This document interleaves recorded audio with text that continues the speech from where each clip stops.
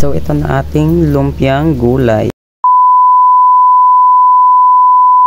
So hi guys, this is Eme Vlog. So ayan, nagluluto tayo ngayon ng lumpiang gulay. So ayan, nakaprepare na lahat ng gulay. So ayan. So ang gagawin ko na lang mga zay ay yung maghiwa ako ng bawang at sibuyas. So ayan.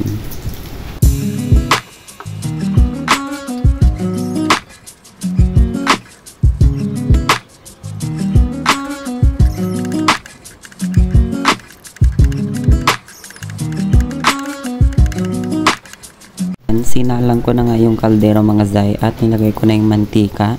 And then nilagay ko na din yung ginayat kong sibuyas at bawang. So ayan, halu-haluin lang hanggang sa mag-brown yung sibuyas at bawang.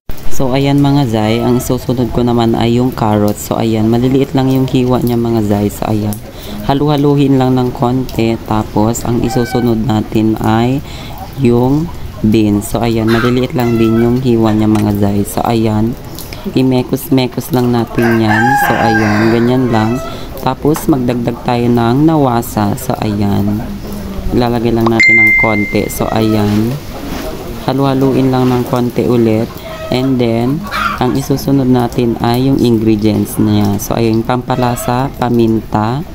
So ayan, at saka yung chicken cubes. So ayan, halu-haluin ko lang ulit mga zay. So ayan, pagkatapos nyan ay ilalagay ko na yung magic sarap. So ayan, sana all magic sarap, baka naman.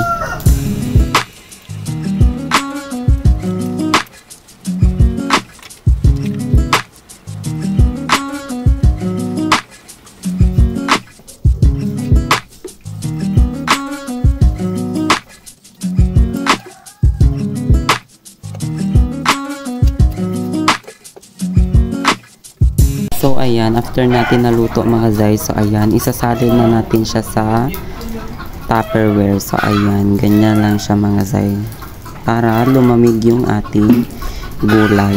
Para ready to balot na lang tayo mga zay.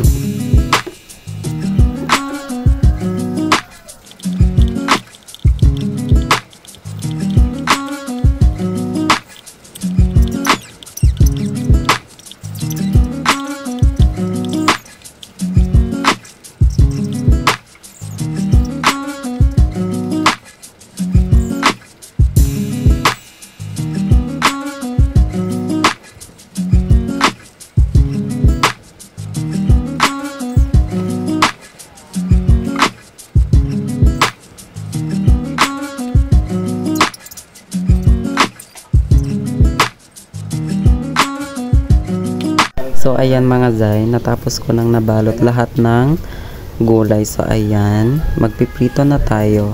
So mainit na yung palayok, lalagay tayo ng mantika. So ayan.